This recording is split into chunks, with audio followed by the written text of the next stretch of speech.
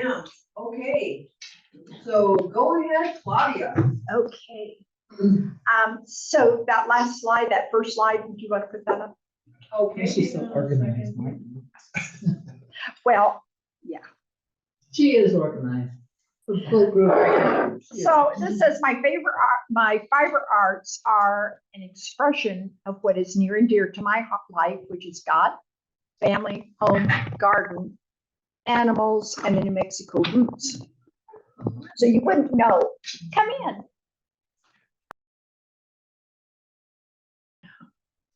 Okay, so next.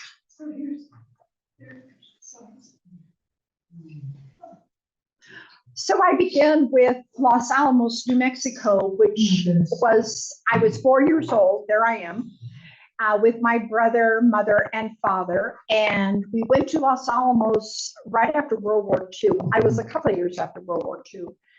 My mother was recruited by the AEC to she was a registered OB nurse in New Mexico. And they called her in House, New Mexico, way down in the state because she was on the registry. And because of that, the whole family got to move to Los Alamos, where they were just opening it up to families. And those of you who saw Oppenheimer know a lot more than we did before that movie, right? Yeah. So this is government housing. It was actually quite nice. Next. When my mother died, she and I were very close. And when she died, I created a book for her, a book about her. And it was actually just cathartic. Every page, it seemed like she'd given me lots of pieces of her life and I wanted to put them all together. And this book made it come together, but it was also just very cathartic. This picture also talks about she trained in a Catholic hospital. And that training and the hospital, she'd always been interested in the Catholic Church, and she joined the Catholic Church at that time. Next. So she met my father when they were in the military. They were both aboard the USS Relief prior to World War II. My dad stayed on that and many other ships after we entered the war, but women were not allowed at that time to stay in the military. They had to go to the United States, and she worked there. They married, and next. So I am a sister. We were cradle Catholics, Roy and I, and mother was very instrumental in my spirituality. My father was a farmer, and his church was the farm and the animals. Next. She has on and you have Oh, that is my mom. That is me. Oh, that is you. Yeah. No, that's me. And there's a date, I think, on that slide. That's Roy and I when growing up. So just one sibling. I'm an animal lover. There you go, Jody. Yeah. And a horsewoman. And at that time we had rodeo queens and participated in grand entries and all that stuff. I was a senior in high school. Next. So I was asked to talk about how religion and my fiber arts came together. I was a wife for 30 years and I became an Episcopalian at that moment. That screen behind the altar is absolutely magnificent. Each one of the wooden frames a separate piece of fabric that each church woman appliqued. It was designed by an artist in Santa Fe, and it's Matthew, Mark, Luke, and John, and it has all of the different baptism, wheat, grapes, but it's very Hispanic in its theme. It's not there anymore. The last time I was in Los Alamos, I went to look at it again. And the church women decided that it was getting old and too much smoke from candles. Really just have it dry cleaned. But they had to take, they would have to unstaple each piece, get it dry cleaned and put it back up.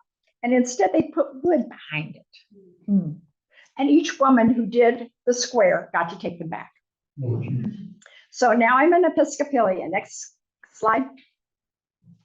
I am a mother, and you see what happens when they grow up. Shauna and Yvonne. And I did a lot of sewing for those girls. Not because I had to, but because it was fun. Next. I am a grandmother, and you know TJ. TJ, look at your picture, honey. And his big sister, who is 20 and is Lake Forest College, just outside of Chicago.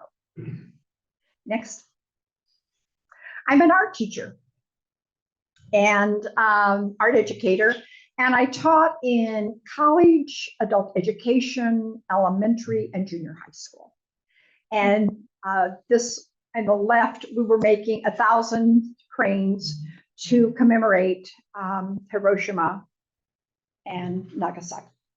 Next. I am a studio artist, and this is my studio. I was very blessed to have a beautiful studio. It's on the lower level of my house. Now, I wouldn't take a picture of it today because it's part of the dismantling, the downsizing, because I'm going to be moving this year, next year. And so it doesn't look this beautiful now, but I will cherish this picture. 5 sewing machines, all that do different things, and special threads, all the things that fiber artists need. And I was lucky to find that filing cabinet that came from a library, and it was perfect to store all the little bits and pieces. Next. That's just another fiber, that's just another view of it. All the fabric is rolled, you don't see it, but it's all rolled. I have to get rid of all that too. Next. So this is a piece, a quilt. This says, I am a fiber artist. And this is a close-up of this quilt. And it is it's called a genealogy quilt.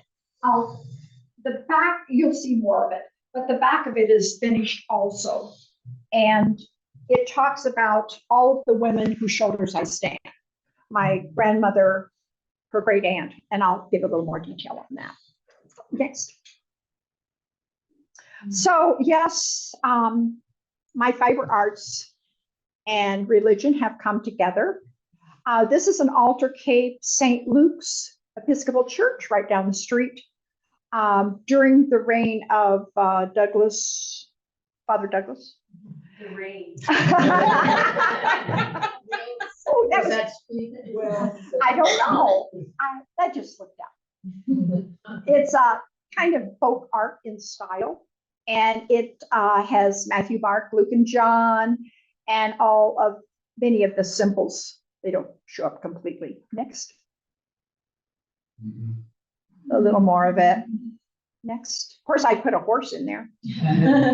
Well, in Fort Collins, we were an agricultural area, right? This is the Good Shepherd, also St. Luke's. Very difficult to photograph in that space. Altar cape and oriflamme, that piece that's behind the altar, and the baldacchino. Is that the correct pronunciation? Baldacchino. It is made of silk charmeuse. It's hand painted, and that fits into the category of surface design in fiber arts. Next. A detail. There's the Good Shepherd, his flock of sheep, leaves. Next.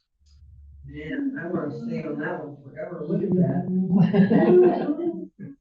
So I painted it first, especially the altar piece. The back piece was just plain silk charmeuse. I painted this front, and then I quilted it. I put a backing and a filler and quilted it, and then did some fine embellishment, with thread. Next. And I have made stoles. This stole, Shauna's godmother is a deacon in the Episcopal Church, and she asked that I make the stole for her. Her husband was a veterinarian, and that's how we met through the veterinary profession. My husband is a veterinarian. And so she's very tuned into animals. This is Noah's Ark, and it's hard to see, but at the hip where the two pieces come together is the ark. And I don't know why I didn't take a picture of the ark part. Next. A youth minister. This stole was commissioned. Just kind of fun and playful. Next. So also in my own expression, not just commissions, but in my own expression, religion pops in constantly. The left is a tapestry. Religion old and new is talking about the Native American, of course, New Mexico, of course, Pueblo, Kiva in the foreground. And this, Kivas can be raised off the ground, and they can also be kind of flush with the ground. And then this is really Taos Church, Catholic Church, in the Pueblo. And all of the yarns were hand dyed. That's what the image at the right is talking about. That you don't just weave. First, you have to decide your palette, and then you have to dye all the yarn, and then you put it into a tapestry. But the Native Americans have, it's been beautiful to see how they combine both Catholicism along with their native religion. And there's a lot of their religious beliefs that come into mind too. Next. This quilt, in all of our lives, rain must fall. And this is kind of a hard to describe it. It is very spiritual in that the orange at the very top, it's an anomaly to the rest of the palette, is about my religion. And it's called Woman's Tree of Life. It was, there was one block, and I don't know, if I do that, nothing happens. In the upper left-hand corner, you might be able to see a square made up of about 11 pieces. That one square was turned, manipulated, rotated to create that piece. I did not know what it would look like until after it was made, until after it came together. So when I designed the block, I thought, well, I don't know where this is going, but I'm just going to manipulate it until it starts talking to me. And it talked to me about, some of the harder parts of my life, but religion was definitely there. Next. This is titled Reflections at the End of the Day.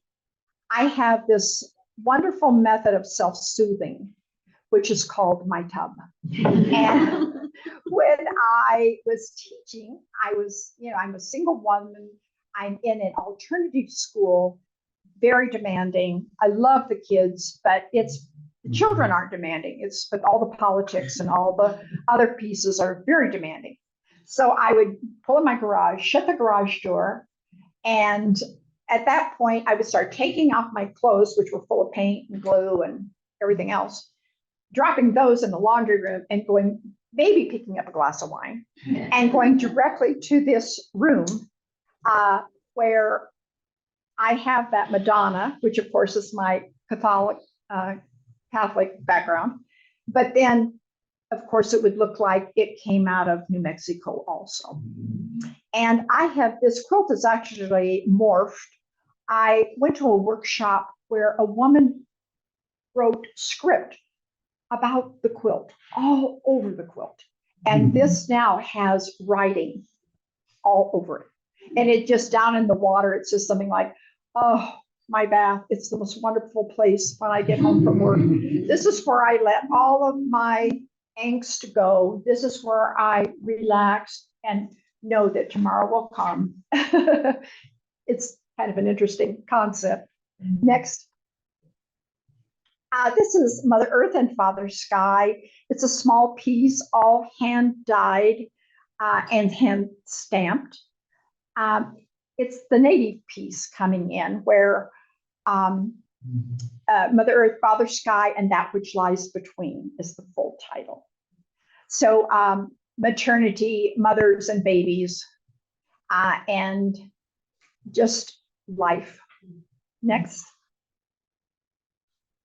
And this is the quilt that you can see up close, which really is what needs to happen. The woman on the bottom left is my maternal grandmother's aunt. And I have 3 or 4 of her quilts. They are meticulous. They are hand pieced, hand quilted. So she's been very influential. Even though I never knew her, I heard a lot about her and have her work. The woman on the bottom right is my maternal grandmother, who was very good with needle and thread. The top right is my mother, who sewed for me all of her life, more out of need than pleasure, and but was very good with fiber and fabric, and she was artistic too. She painted a lot on retirement after she quit nursing. The woman on the left is my paternal grandmother, who sewed out of necessity for other people during the Depression, when they would bring their big coats, Dad's big coat that was getting kind of threadbare, and she would totally take it apart and make little coats for the children. She supported a family of 5 sewing, and she took all of her knowledge. She had a 6th grade education, took her course from Sears and Roebuck, I think, a male course. And she was excellent, just excellent. And then the center is my life. I have a little block in the corner. One of them is TJ. It has a T in it. One is Yvonne, the granddaughter. And then there's little symbols. And mine has, there's little crosses and things. I don't think there's a close-up of that, but you'll see it. Next. Okay, and I do fibers, but I also love wood. And this is St. Francis, obviously, and he's deteriorated. There was a worms inside of him when I started carving him, when I bought him from up the canyon. And a woodpecker said, "Thank you very much." And he built a little circle. He cut a little circle in his very back. And he left, and the bees came. I had probably 8 harvests of big swarms of bees. Every spring they would swarm because they'd been in there so long and they were getting crowded. And they would swarm, and then I would call the beekeepers, and they would come and get them and put them into a regular commercial hives. But St. Francis did his job. He's hollow now. His walls are about this thick, and his arms aren't there anymore. And he's just about ready for the dumpster. And I can't quite do it, but he's done his part. You carved them, right? Yes, I carved him, and I love gardening. So the roses represent my gardening piece. Next. This is Vasfredando Crow. This is a sad story about, I don't know if you've heard the words Vasfredando. He's here. So my father grew up in southeastern New Mexico, out on the plains. And we had a farm. Now you're confused because you're like, I thought they lived in Los Alamos. Some people have mountain homes. We had farms. We couldn't afford to live on the farms because they had a mortgage. We didn't, my father came from a very poor family.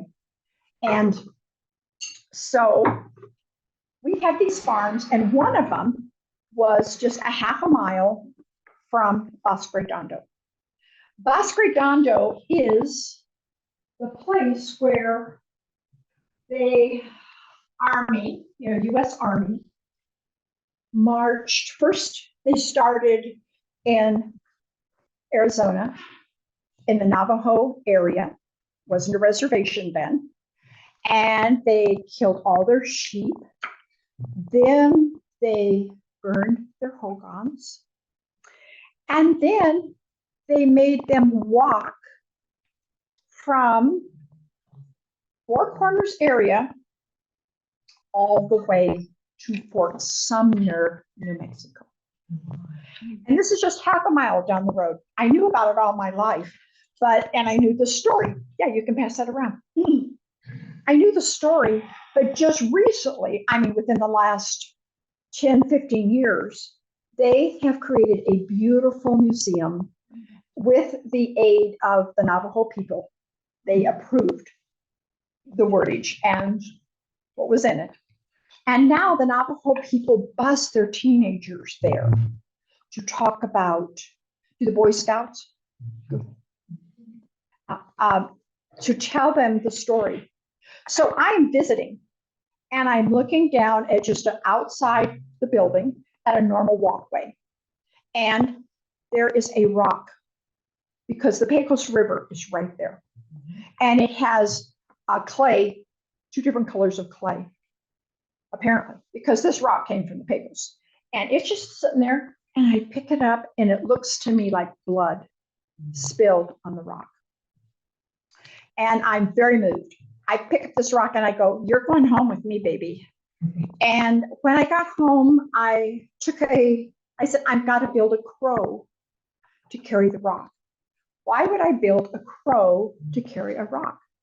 Because some native tribes believe that the eagle, one of the highest flying birds, carries their soul to the afterlife. But in this, I think most of the Southwest have the theory that he is going to carry that the crow carries their soul. So I have a beautiful picture. I actually meant to bring it and forgot. A beautiful picture of a burial where up in the trees, they built a platform and they wrapped the body and they put the body up there and then the crows. And I am going to bring that to show you because it was drawn by the founder of the Boy Scouts.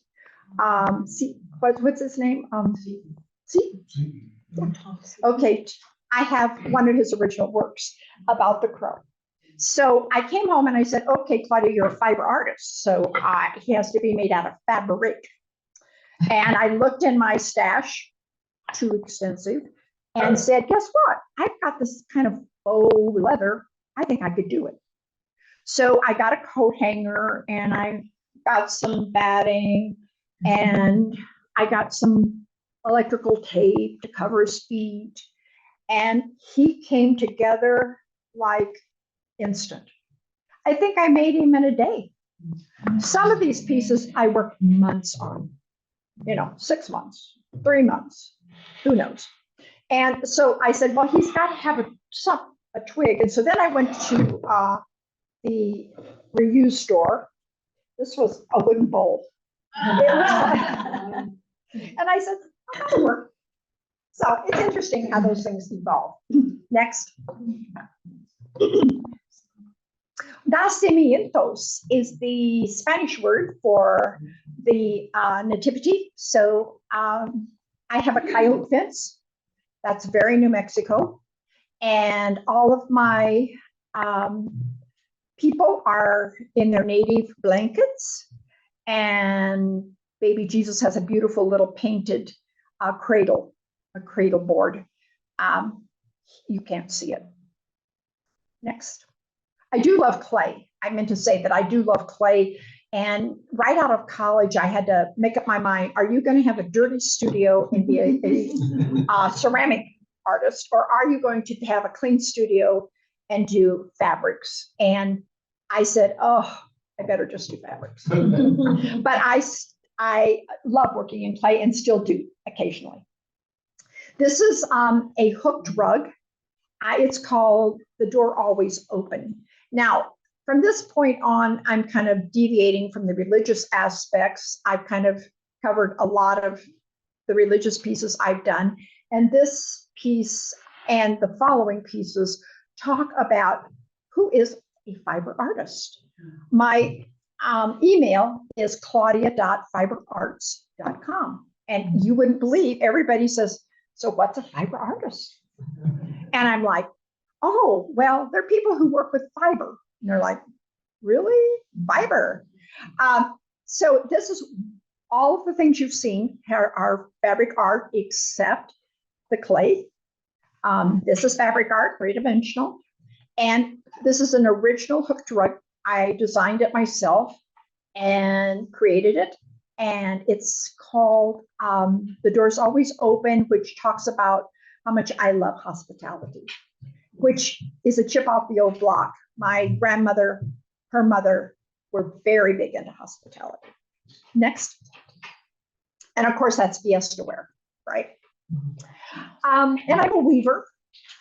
This is tapestry weaving.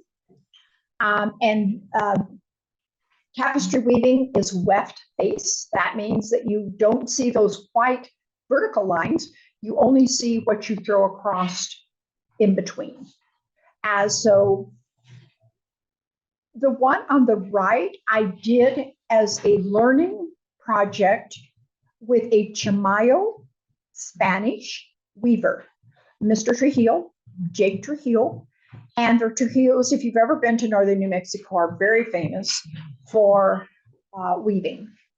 And then that's a pillow, actually, that blue striped one. Next.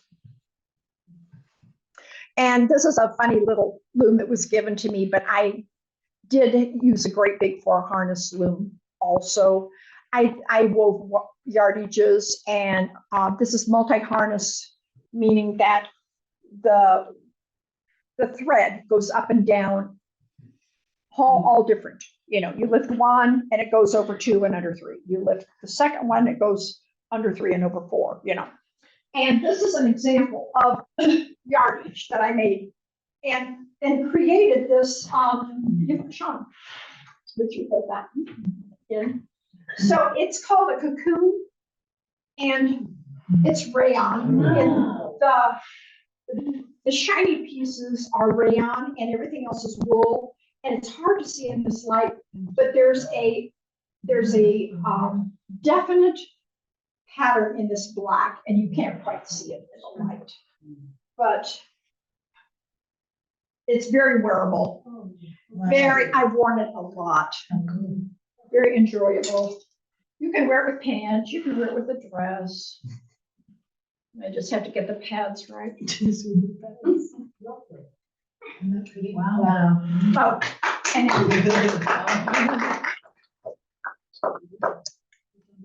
like Reverend Alicia, I love clothes. I could tell about the third Sunday I was here, or the third time I'd seen her without her liturgical clothes. Next. Okay, there it is. And there it starts with a drawing. Then you have to figure out how you're going to warp the loom. And with thread by thread, you have to warp that loom one thread at a time and know after you weave it that it's going to turn out like you want it, hopefully. Next. And I'm a spinner. And look at that darling little girl in the right-hand corner. That is Miss Yvonne. It's the bicentennial, and weavers were asked to weave and spin sheep to shawl at all the big fairs and other events. So that's a beautiful handmade spinning wheel. It's a solid walnut. It was custom made for me in Georgia, out of Georgia walnut. and it will not fit in my new apartment. Isn't that sheep, isn't that fleece amazing? Speaking of God's critters, that is a beautiful fleece, and you just wouldn't believe how wool can spin. You can do anything with wool. It will dye, it will felt. You'll see some felting. Next. This is another garment because of interest in garments, and it's quilted. It's sitting right here. So, show me.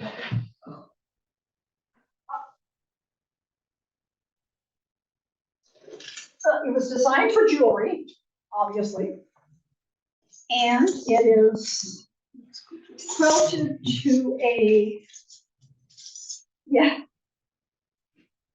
it's quilted to a backing, but very wearable, and it needs to have its little belt on, otherwise it's a little harder to wear, but I have worn it.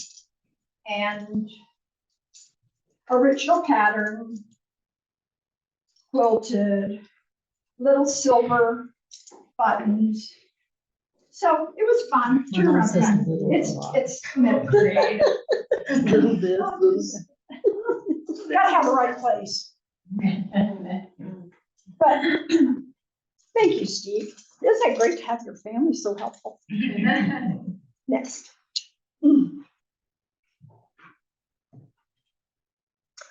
So I love garment design. Oh, this piece. I don't get to take full credit for this. When I was in Japan visiting, I bought, because I was an appreciator, this gorgeous ikat fabric. You wouldn't believe me if I told you every one of these tiny threads is put on a loom and manipulated to create this pattern. I don't know how they do it, but they've been doing it for years and years and years. And this was kimono width, woven kimono width. So you are seeing the full garment as we speak up on the slide. Yeah. Let's look at that full garment. There you go. So this is the bottom part. It just zips on and off. And the zipper is totally hidden in here. So you can wear it long like that with full kimono sleeves. And I was on a cruise ship one time.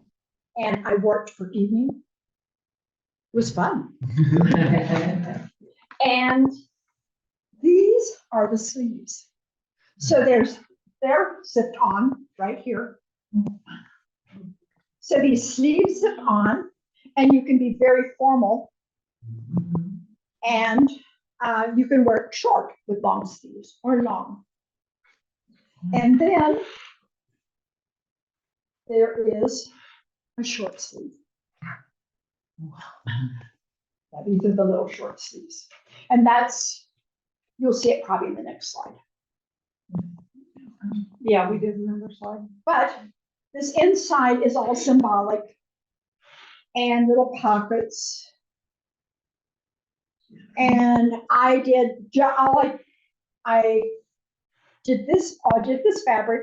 I did not do that. It was given to me. And the beautiful ikat was, I did that. The ikat was purchased in Japan. Wow. Why are the little holes designed? Say that again. Why are the holes designed into the top? Why are the holes They're designed? little- I can see through it. Okay. I think he's looking at the shiny. Sure. Oh, they're shiny. They're shiny. Oh, I see. Okay. I thought they were holes. Yeah, Yeah, Light. little shinies. Yeah. they're just shiny. Well, and you designed the thing, you didn't have a pattern. No pattern. I knew, because the kimono widths, you know how to put it together because they're standard. And the piece that goes around, no one uses patterns. But I had to figure out how I was going to make this multi-functional. Next. This Yvonne has in her house right now. It was a felted piece. So fiber artists are felters. And it is called Blowing in the Wind. Next slide. It's designed for shadow. So the shadow is as important as the felt. Yeah, and it has to be properly lit. But anyway, let's see. Felt. Okay, next slide. And this, I made, oh, thank you, honey, you're perfect. This is my granddaughter's cat house. I made it for her, cat. And you want to turn it and show them the bottom. Oh, she's. So I started with a felted piece and that I had made, and then I needle felted. Yes, I needle felted all of that roving, which was hand dyed, and made a cat house. How long did that take? Yes, the cat loves it. And when she was at home, of course she's in college now, but when she was at home, she had a bed with a desk underneath and it was kind of low. She had this back in the corner, and every time she'd sit down at her desk, the kitty'd get in the house to be with her. And the cat uses it off and on, doesn't she? Not when Zoe's not in the room. Not when Zoe's not there. Okay, How long next. did that take you? Shauna asked me that a month, 6 weeks, working at it some every day. Next. And this is the Corn Maiden, and she's also my Native American influence. The Pueblo people, the corn was primary, of course, for the Pueblo people, and they do a lot of work around Corn Maiden. You'll see little clay figures of Corn Maiden, you'll see straw figures, corn husk figures of Corn Maiden. She is felted. And she's about 3.5 feet tall. Yeah, You can't tell. she's good size. Yeah. Next. I've also made functional quilts, and these are traditional functional quilts for a bed, for a wall. The one on the right, Yvonne, I said, you one summer in high school, do you want to learn to quilt? Sure. Well, look through my quilting books and pick out a pattern. She picked out the pattern on the right, which is an Amish pattern. Oh my gosh. And I said, well, could you find another one you like? And she said, no. So she started it and then I finished it. Next. The one on the left is king size. Then this is an original block called Always a Lady. I love shoes. And it's hard to tell, except some of these shoes have music notes on them, so they're for the music teacher, because in the olden days when we taught, we wore little heels. Some of them have mathematical symbols on them, but it's good size. It's queen size. Next. This is my first grandchild, titled Life is Good. That's my backyard where she and I played for 3 years. And she picked up that little rabbit from under St. Francis, and she was carrying it on a raised bed that has a pretty flat surface. She's walking along with this little rabbit. Play rabbit. Yeah. And I took her picture, and then I tried to turn that picture into a quilt. Notice that the perimeter of the quilt is the same. You won't remember this, but it's the same as my Tree of Life quilt, the sad quilt. So from sad to the happiest I've ever been was being a grandmother. And so that's my backyard. Next. This is also Zoe, the granddaughter, and she loved moon. She would everything was about the moon. Moon, you'd pick her up, she couldn't even walk yet, and she'd point and she'd get moon. So this is her moon quilt, Zoe's moon. You can see the detail, the little hat, Where is that one now? at her mommy's house. Next. Georgia's Poppy is one of my favorite quilts, and people that come to my home always go, well, where's Georgia's Poppy? It's my guests like it the best. And it's to honor Georgia O'Keeffe. And it's about as big as one of those bulletin boards. Yeah, it's big. And I thought about bringing it, but I was doing so much I could bring. That center part's quite detailed. And it's kind of a lime green. It doesn't quite show in that slide.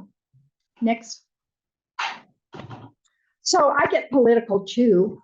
And the background for Obama's piece is a traditional, very well-known slave quilt pattern. So I copied that, and then I made this centerpiece about Obama and It's Your Time. I love that man and thought he was one of our best presidents, and I just trusted him. He just had the right vibe for me. Next. This quilt is here.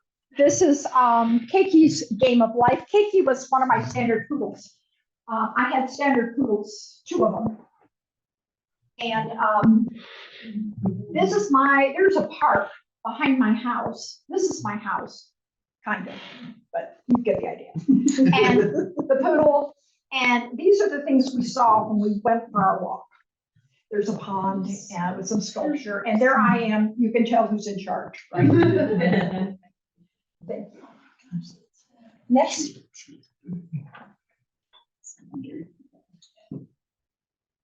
Yeah, that's just a close up.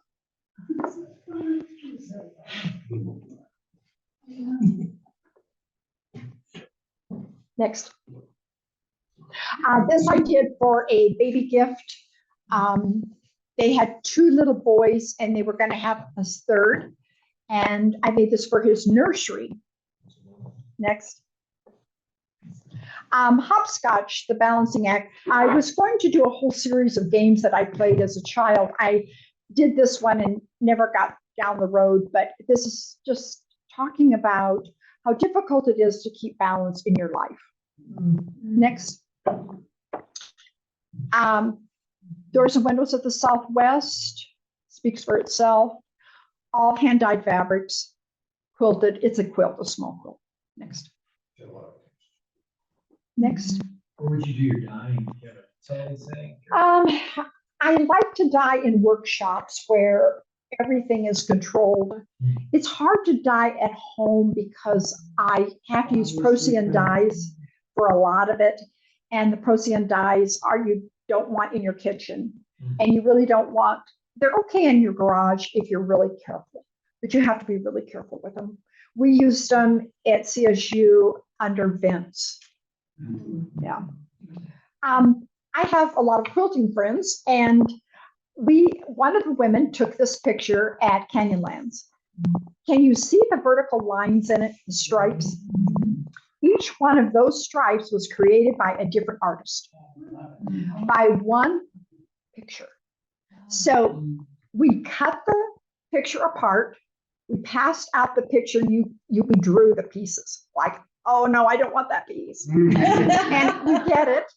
And the piece on the left, my left, is my finished piece. So I took, okay, everyone makes 5. 1, 2, 3, 4, 5. I make the entire quilt the way I see Canyonlands. Every other artist makes a quilt the way they see Canyonlands. Then we cut it apart into 5 pieces, and each one of us got one of the pieces. Wow. So then the one on the left was, how do you take 5 artists' interpretation and bring it together into one piece? And what saved me, I used black nylon netting over the whole piece to kind of blend the colors, because some were very vivid and some were very pastel. You can tell the background, we had different thoughts about the background. Next. We're getting close here. This is getting kind of long. Next. Okay, surface design, just southwestern. That is done on a beach towel. Next, I surface design, make my own pillows, create the pattern, stamp it, paint it, make a pillow. Next, this is also a beach towel.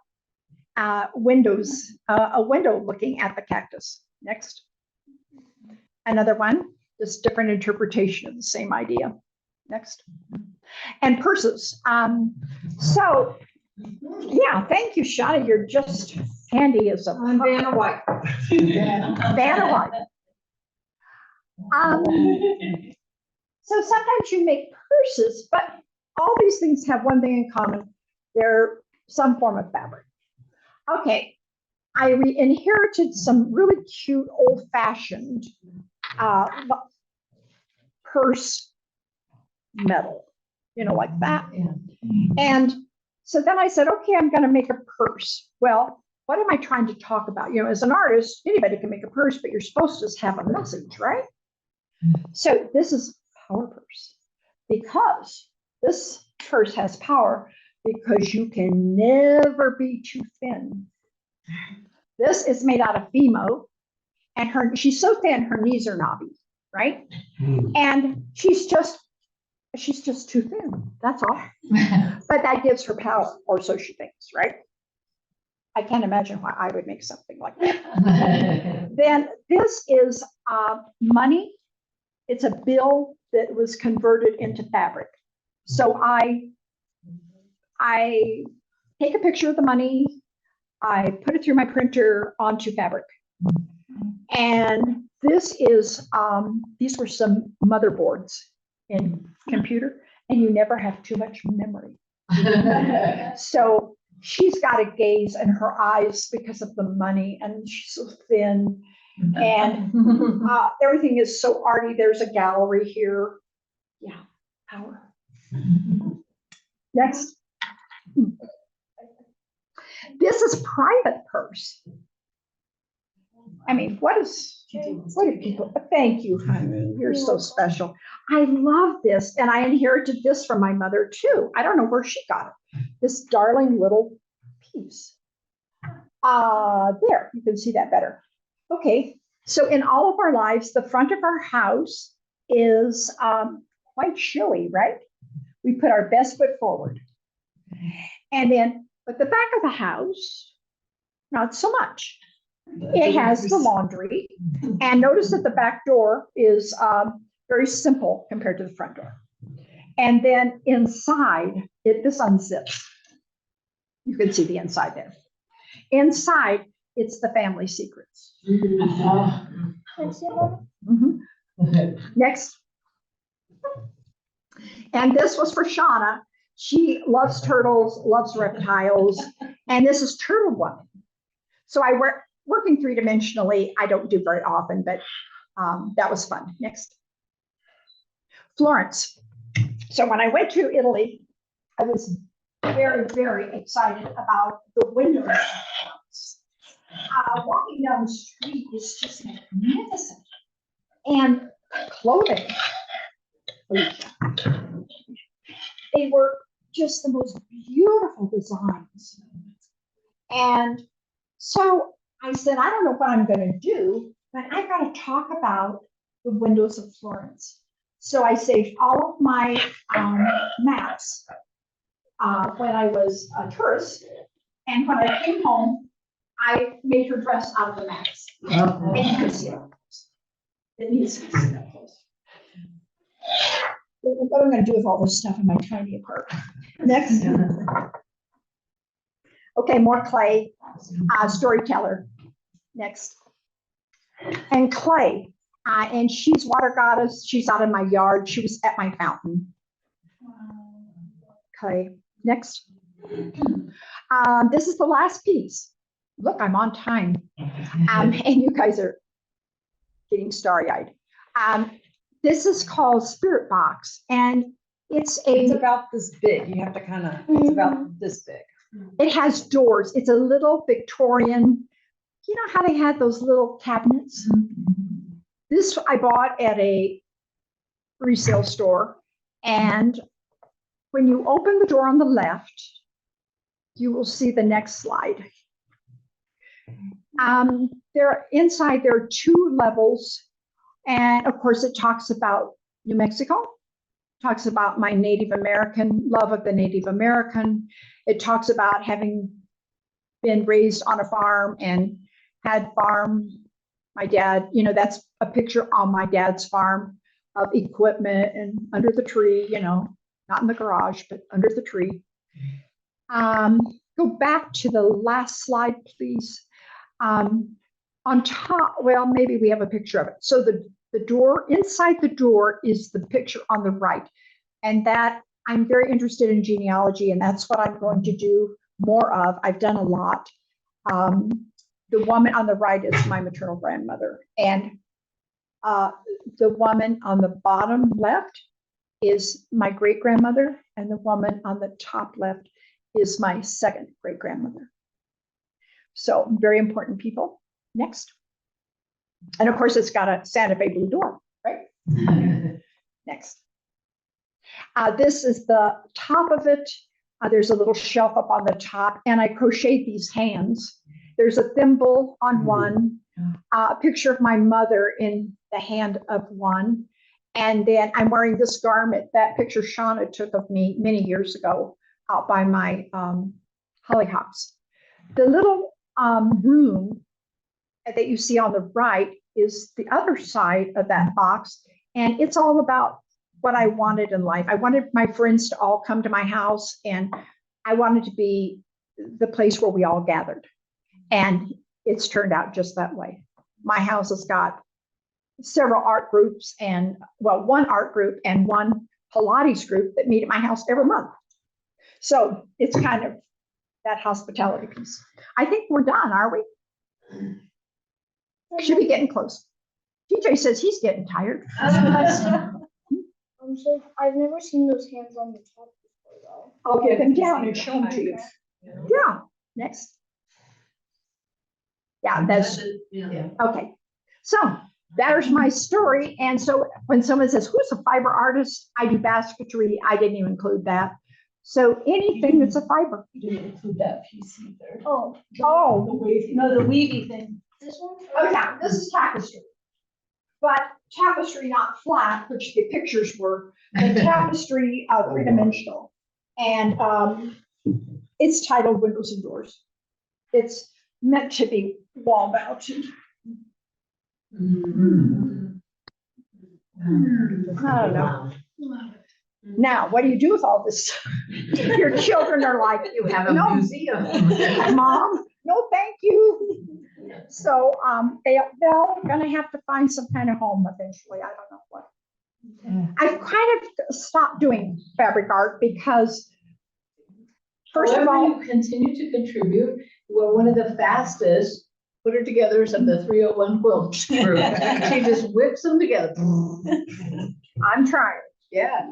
But I won't be making any more art because there's no place to put it. And I've kind of been down the road, right? So I'm going to do work on genealogy. I'm going to write a memoir. And because both my parents wrote a memoir, and I'm going to weave mine in between it.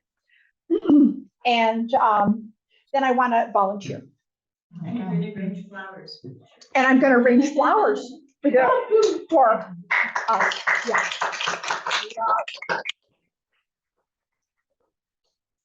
Good vacation Bibles. Any questions? You should have asked them way back when. Any questions?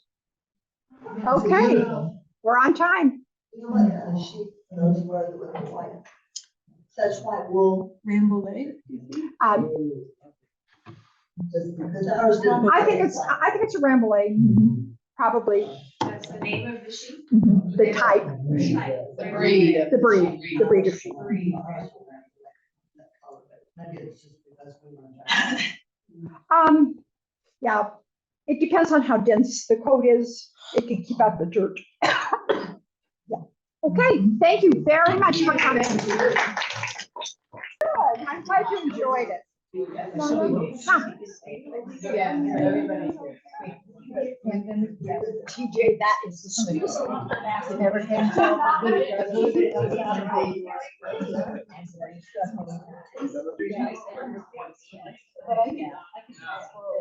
That's the family's. She said, No,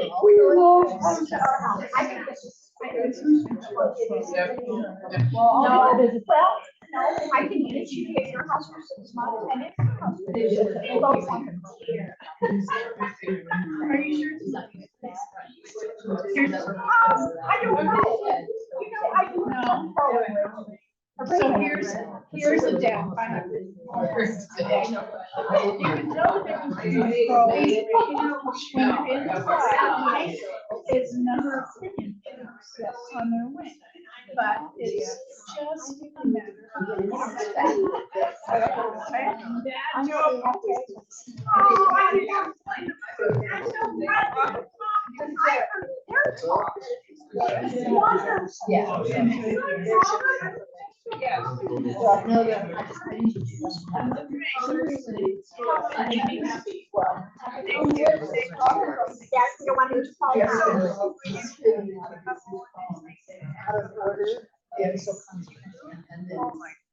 Oh, honey, I got more than this. I got so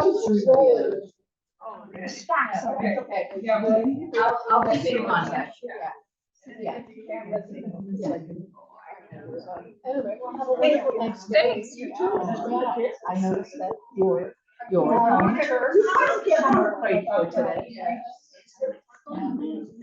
That's how it is. You know, you make it and it's your life and it's your heart. Yeah, but no,